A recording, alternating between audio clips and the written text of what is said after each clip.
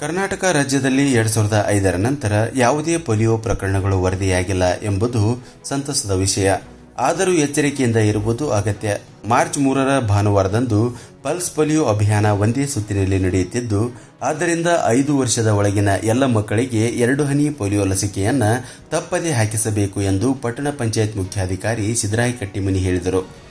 ಪಟ್ಟಣದ ತಳಗೇರಿ ಓಣಿಯಲ್ಲಿರುವ 3ನೇ ನಂಬರ್ ಅಂಗನವಾಡಿ ಕೇಂದ್ರದಲ್ಲಿ ಭಾನುವಾರ ಬೆಳಗ್ಗೆ 8:30 ನಡೆದ ರಾಷ್ಟ್ರೀಯ ಪಲ್ಸ್ ಪೋಲಿಯೋ ಕಾರ್ಯಕ್ರಮದ ಅಧ್ಯಕ್ಷತೆಯನ್ನು ವಹಿಸಿ ಕಾರ್ಯಕ್ರಮವನ್ನು ಮಗುವಿಗೆ ಪಲ್ಸ್ ಪೋಲಿಯೋ ಹನಿ ಹಾಕುವುದರ ಮೂಲಕ ಚಾಲನೆ ನೀಡಿದರು. ಪೋಲಿಯೋ ಭಯಾನಕ ರೋಗವಾಗಿದ್ದು 3 ವಿಧದ ವೈರಾಣುಗಳಿಂದ ಹರಡುತ್ತದೆ.